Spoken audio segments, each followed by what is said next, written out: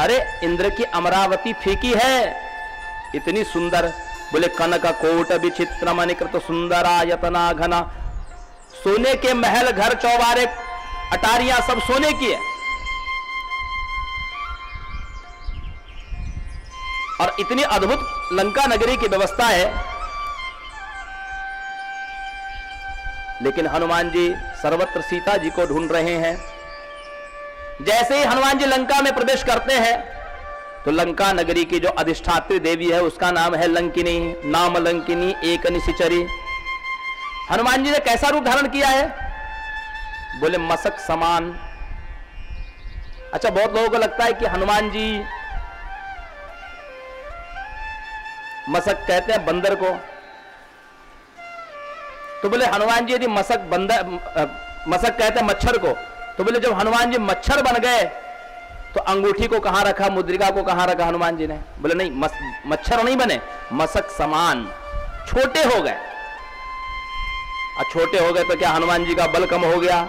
नहीं, हनुमान जी का बल उतना ही है, मुद्रिका उन्हीं के पास में।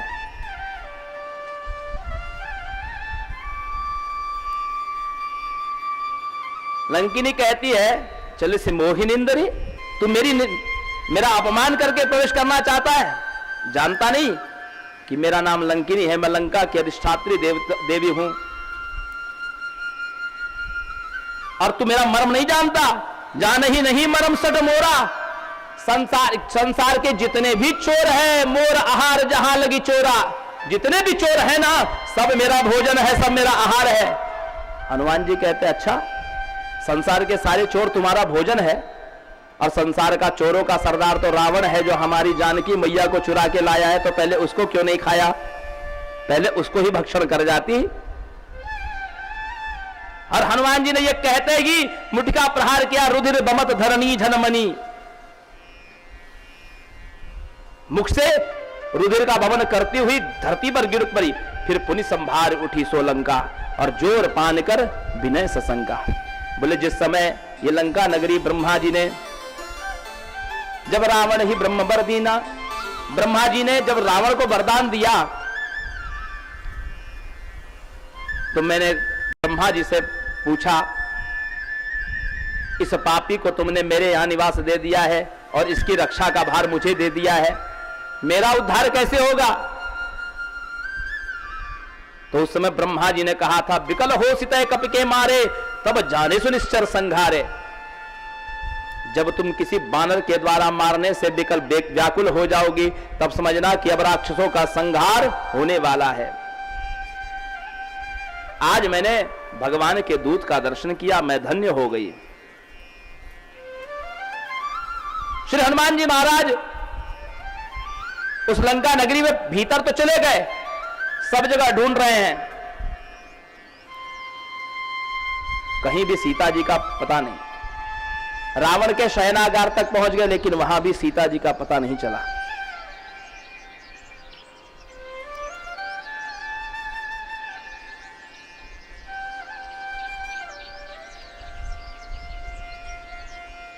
एक महल, एक ऐसा भवन दिखा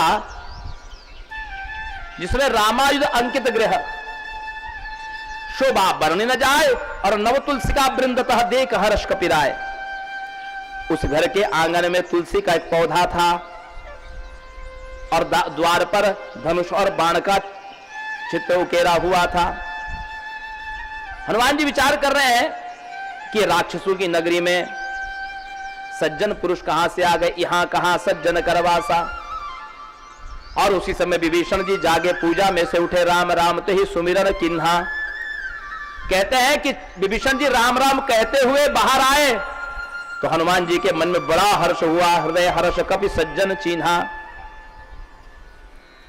हनुमान जी की दृष्टि में वो व्यक्ति सज्जन है जो अपनी जिह्वा से सदैव राम नाम कहता है, जो किसी से मिले तो राम राम कहे, जो गलती हो जाए तो राम राम कहे,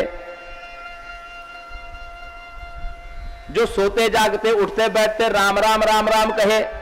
हनुमान जी उसको सज्जन समझते हैं। विभीषण जी कहते हैं, अब मोहि भाव रोज हनुमंता, कि बिनु हरि कृपा मिल ही नहीं संता। आज मुझे विश्वास हो गया कि बिना हरि की कृपा के संत का दर्शन नहीं होता। बोले कैसे? बोले ऐसे कि ये लंका जो है ये राक्षसों की नगरी है, यहां संत कैसे आ सकते हैं? लेकिन भगवान ने आप जैसे संत का दर्शन मुझे यहां भी करा दिया। तीर्थों में तो संतों का दर्शन हो ही जाएगा, लेकिन लंका जैसी राक्षसों की नगरी में किसी संत का दर्शन हो जाए तो यह भगवान की कृपा के बिना संभव नहीं।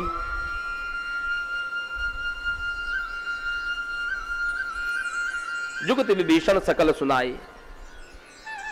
विभीषण जी ने युक्ति बताई कि सीता जी कहां है? बोले अशोक वाटिका में। श्री हनुमान जी महाराज अशोक वाटिका में सूक्ष्म रूप धारण करके चले गए। तरु पल्लव महुरा लुकाए, तरु पल्लव महुरा लुकाए, करगी विचार करो का भाए, करगी विचार करो का भाए, तेहि अवसर रावण तह आवा,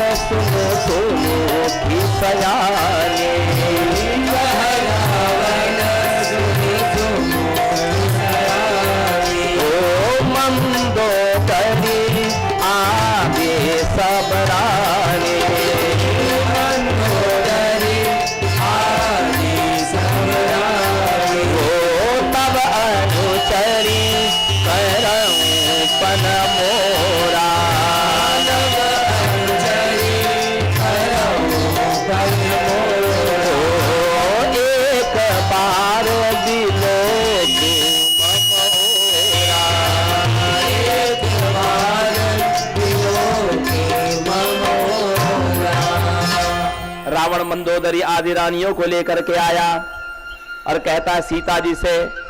सीता जी रावण को देख करके पीछ कर लेती है जानकी जी से, और हनुमान जी वहां पर उस वृक्ष में, उस अशोक के वृक्ष पर हनुमान जी पत्तों के बीच में छिपे हुए छोटे रूप में।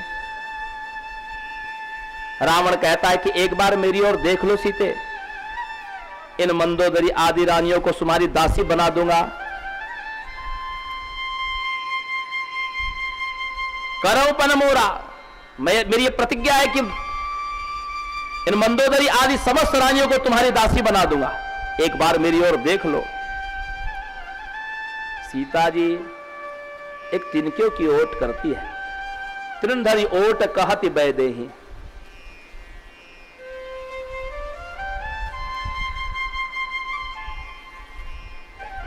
और सुबिर अवधपति परम स्नेही। तिनके की कोई ओट होती है? अपने आंचल की ओट से ओट हो सकती है, लेकिन तिनके की कैसे ओट होगी? तिनके की ओट माना उस तिनके को उठा करके सीता जी सुमिर अवधपति। अवधपति कौन? बोले अवधपति महाराज दशरथ। दशरथ जी को क्यों स्मरण कर रही है? बोले बात उस समय की है जब सीता जी ब्याह करके आई, और विवाह होकर के जब आई तो पहली बार जानकी जी ने जब रसोई बनाई तो महाराज दशरथ आदि सब लोग भोजन के लिए जिमने के लिए बैठे। उसी समय पवन वेग से एक तृण आकर के महाराज अवधेश दशरथ जी के थाली में गिर गया। अब सब वरिष्ठ लोगों के मध्य में सीता जी कैसे जाती? उन्होंने देखा कि महाराज दशरथ जी की थाली में तिनका गिरा हुआ है, और सीता जी ने अपने ऐश्वर्य शक्ति को प्रकट करके अपनी दृष्टि मात्र से उस तिनके को जला दिया। अपनी दृष्टि मात्र से उस तिनके को जला दिया। यह दृश्य जब महाराज दशरथ जी ने देखा तो दशरथ जी समझ गए कि जगदंबा मेरे घर बहू बन करके आई है।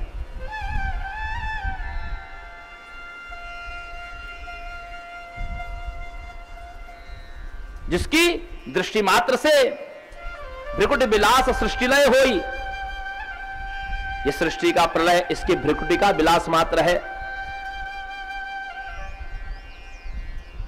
जब सीता जी आशीर्वाद लेने लगी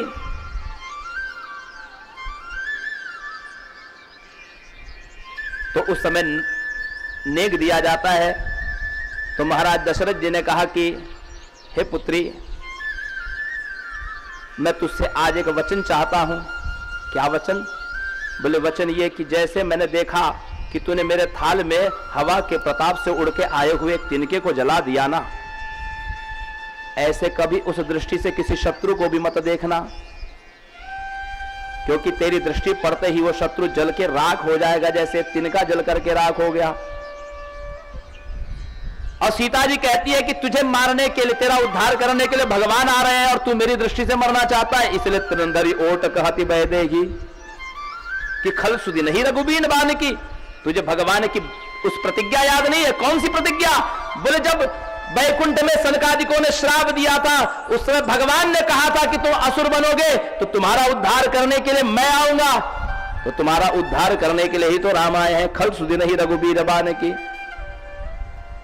इधर रावण कहता यदि मास दिवस में कहा ना माना तो मैं मारब काड़ कृपाना, अपने खड़क से तुझे मार दूंगा यदि 1 महीने में मेरी बात नहीं मानी।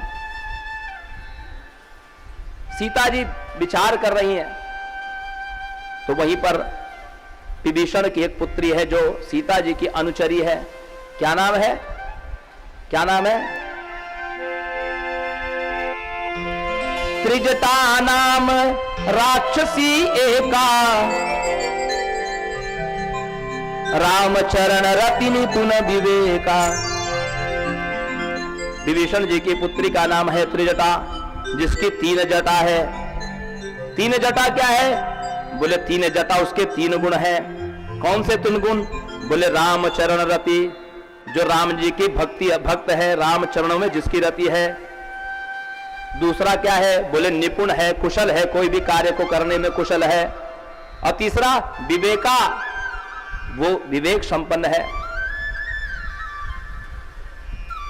त्रिष्टा से सीता जी कहती हैं कि हे माता, कहीं से मुझे अग्नि ला दो। मां तो अनल पुनि देह लगाई, आनी काठ रज चिता बनाई। मैं चिता बना करके कहीं से मुझे अग्नि ला दो, मैं इस देह को समाप्त कर लेना चाहती हूं। त्रिष्टा बहुविध समझावा। इधर हनुमान जी विचार कर रहे हैं कि मैं कैसे सीता जी का शोक दूर करूं।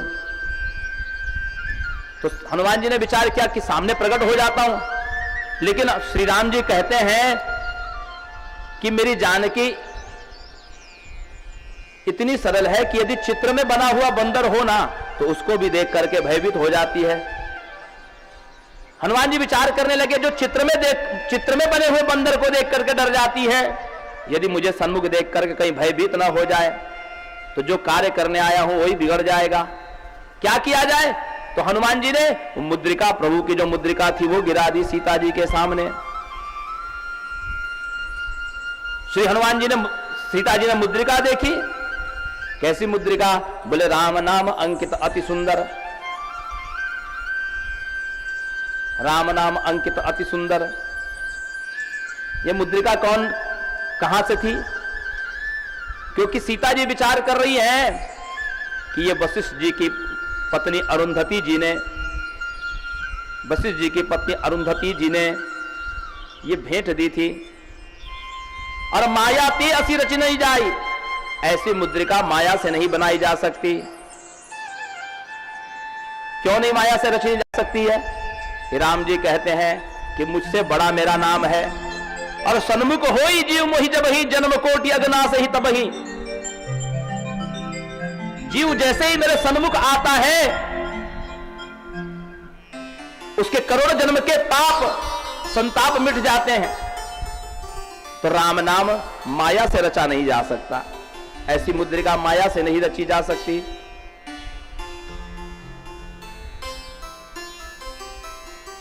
सीता मन विचार कर नाना। और श्री हनुमान जी सामने सीता जी के प्रकट हो गए। कैसे? बोले लघु रूप। छोटा रूप धारण करके। सीता जी एकदम से विस्मय पड़ गई, क्या ये मुद्रिका तुम लेकर के आए हो? हाँ प्रभु, हाँ माता मैं। तुम कौन हो? श्री हनुमान जी कहते हैं रामदूत मैं मातु जानकी। रामदूत? सीता जी मन में संशय कर रही है, अच्छा कहीं ये रावण का तो कोई दूत नहीं है जो अपने आप को भगवान का दूत बता रहा है? सीता जी को विश्वास नहीं हो रहा।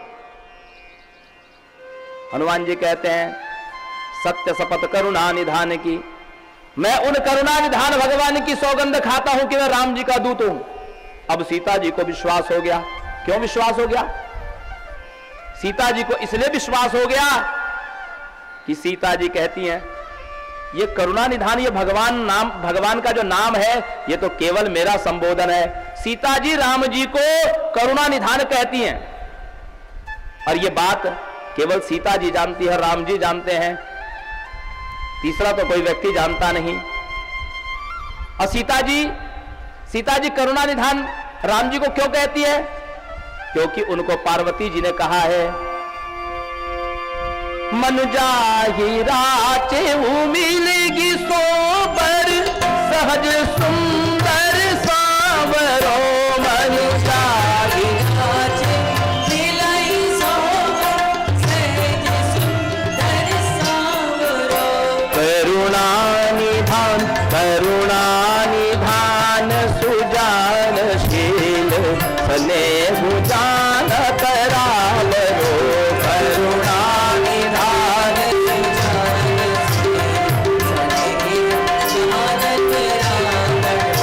करुणा निधान सुजानशील स्नेह जान कराल रो।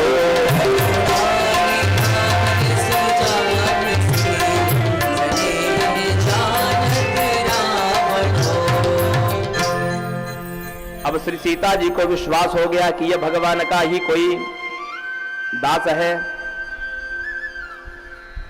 हनुमान जी कहते हैं माता आप चिंता मत करो, हम सारी सेना भगवान के साथ में है।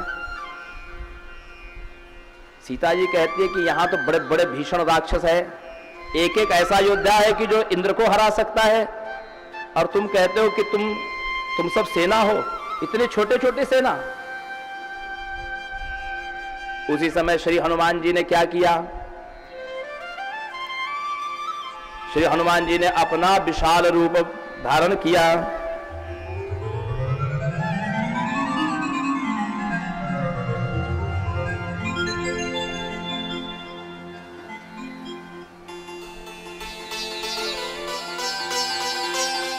कनक भूधराकार शरीरा,